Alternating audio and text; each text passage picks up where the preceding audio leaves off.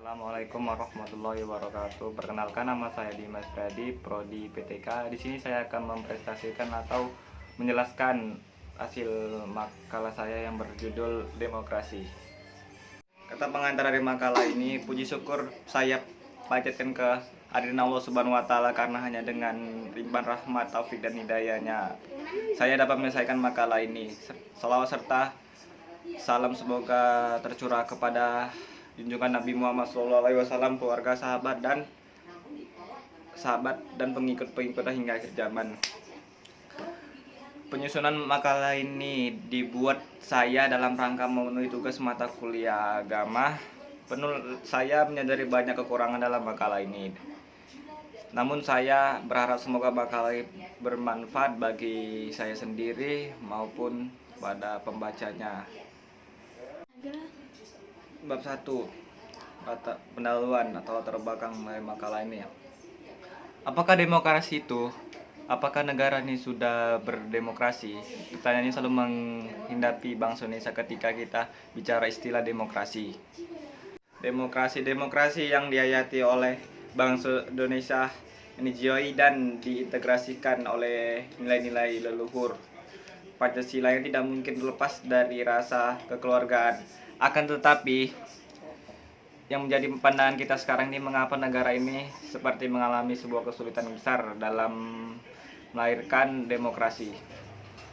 Adapun perumusan masalah dalam makalah ini antara lain adalah apa itu pengertian dari demokrasi, apa pengertian dari demokrasi Pancasila, bagaimana perkembangan demokrasi di Indonesia, bagaimana implementasi demokrasi Pancasila sebagai perwujudan bagi kedaulatan rakyat di era reformasi.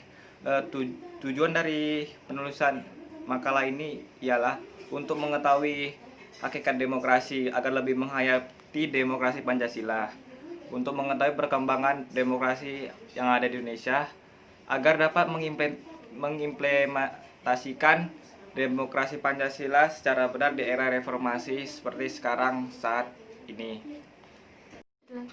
Bab 2, pembahasan.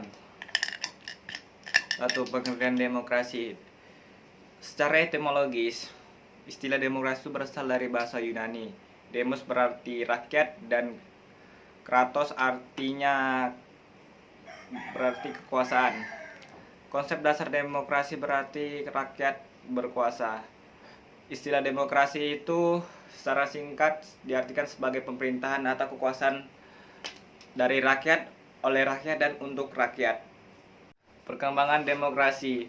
Pada mulanya sistem demokrasi berada pada zaman Yunani kuno pada abad ke-6 sampai dengan abad ke-3 sebelum Masehi. Bangsa Yunani pada saat itu menganut demokrasi langsung, yaitu di mana keputusannya politik dibuat berdasarkan keputusan mayoritas dari warga Yunani dan dijalankan oleh seluruh warga negara. Bentuk-bentuk demokrasi. Yang pertama itu ada demokrasi perwakilan liberal. Prinsip demokrasi ini adalah kebebasan individu sebagai dasar fundamental dalam pelaksanaan demokrasi. Yang kedua, demokrasi satu partai. Demokrasi satu partai ini pada umumnya dilaksanakan di negara-negara komunis dan seperti Rusia, Cina, dan Vietnam. Demokrasi menurut Undang-Undang 1945 berarti menegakkan kembali asas-asas negara hukum, di mana kepastian hukum dirasakan oleh segenap warga negara. Asasi manusia baik dalam aspek kolektif maupun aspek perseorangan dijamin, dan penyalahgunaan kekuasaan dapat dihindari secara institusional. Dalam rangka ini perlu diusahakannya supaya lembaga-lembaga dan tata kerja Orde Baru dilepaskan dari kata pribadi dan lebih dikembangkan. Demokrasi Pancasila. Demokrasi Pancasila adalah demokrasi yang dihayati oleh bangsa Indonesia dan negara Indonesia, yang dijiwai dan diintegrasikan oleh nilai-nilai luhur Pancasila yang tidak mungkin terlepas dari rasa kekeluargaan. Akan tetapi yang menjadi pandangan kita sekarang ini, mengapa negara ini seperti mengalami sebuah kesulitan dalam melahirkan demokrasi. Banyak para ahli di negeri ini berpendapat bahwa demokrasi Pancasila itu merupakan salah satu demokrasi yang mampu menjawab tantangan zaman karena semua kehidupan berkaitan dengan erat dengan nilai luhur Pancasila. Perkembangan demokrasi di Indonesia. Dalam sejarah negara Republik Indonesia, perkembangan demokrasi ini mengalami pasang surut. Masalah pokok yang dihadapi bangsa Indonesia adalah bagaimana meningkatkan kehidupan ekonomi dan membangun kehidupan sosial dan politik yang demokratis dalam masyarakat. Masalah ini berkisar dalam penyusunan suatu sistem politik dengan kepemimpinan yang cukup dan kuat untuk melaksanakan pembangunan ekonomi serta meningkatkan kesejahteraan masyarakat. Perkembangan demokrasi di Indonesia terbagi 4 periode. Yang pertama, demokrasi parlementer pada tahun 1950 sampai 1959. Yang kedua, demokrasi terpimpin itu pada tahun 1959 sampai pada tahun 1965. Periode ketiga, demokrasi Pancasila zaman Orde Baru, itu pada tahun 1966 sampai 1998. Dan periode keempat, demokrasi Pancasila zaman Orde Reformasi pada tahun 1988 sampai sekarang saat ini. Demokrasi di era reformasi. Hampir seluruh warga dunia ini mengklaim menjadi penganut paham demokrasi. Demokrasi dipraktekkan di seluruh dunia secara berbeda-beda dari suatu negara ke negara lain. Dalam suatu negara menganut sistem demokrasi, demokrasi harus berdasarkan pada suatu kedaulatan rakyat. Artinya kuasa negara itu berdasarkan oleh rakyat atau dikelola oleh rakyat, dari rakyat dan untuk rakyat. Hakikatnya kekuasaan di tangan rakyat adalah menyangkut baik penyelenggaraan negara maupun pemerintahan.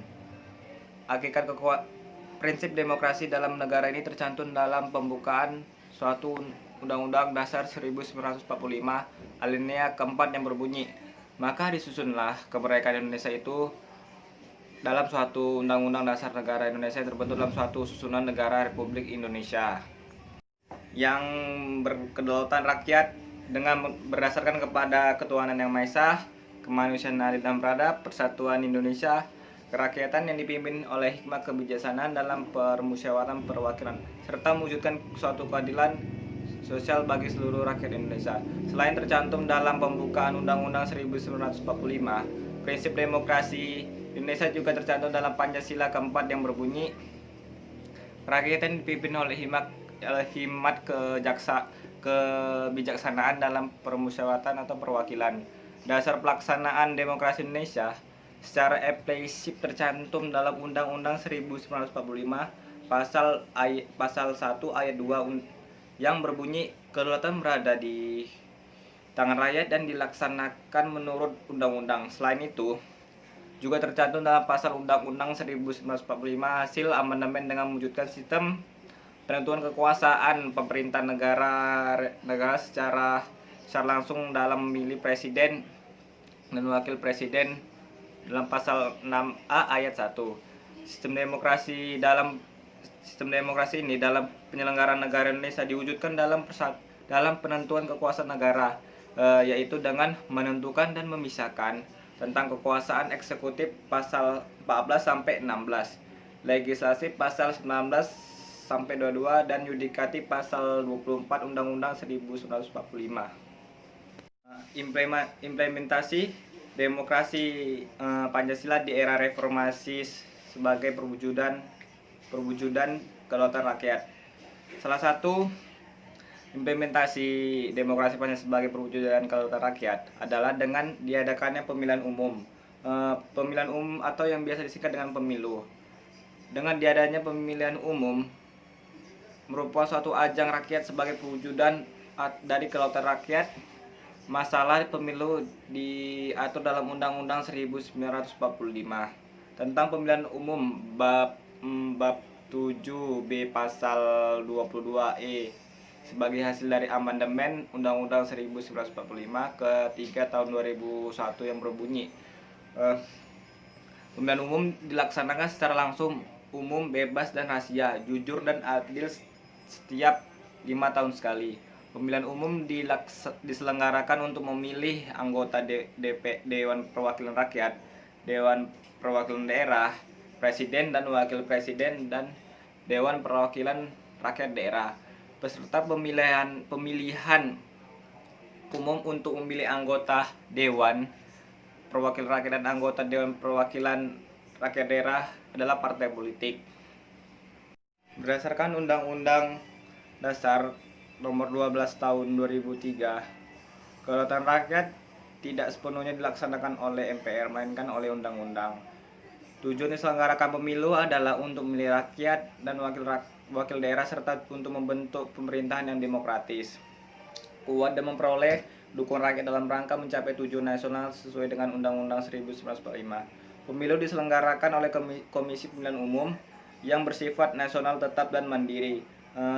Komisi ini bertanggung jawab dalam penyelenggaraan pemilu dan dalam pelaksanaan penyampaian laporan kepada Presiden dan MPR. Bab ketiga, penutup, yaitu kesimpulan. Demokrasi ini diartikan sebagai pemerintahan atau kekuasaan dari rakyat, oleh rakyat dan untuk rakyat. Istilah demokrasi ini memberikan posisi penting bagi rakyat, sebab dengan demokrasi hak rakyat untuk menentukan sendiri jalannya organisasi negara dijamin. Penerapan demokrasi ini di berbagai negara di dunia memiliki ciri khas atau spesifikasi masing-masing. Lazimnya sangat dipengaruhi oleh ciri khas masyarakat sebagai rakyat dalam suatu negara.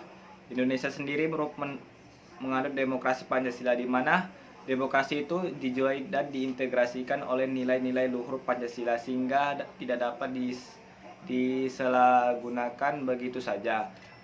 Implementasi demokrasi Pancasila terlihat pada pesta demokrasi yang diselenggarakan tiap 5 tahun sekali dengan diadakannya pemilihan umum baik legislatif maupun presiden dan wakil presiden, terutama dalam masa di era reformasi ini.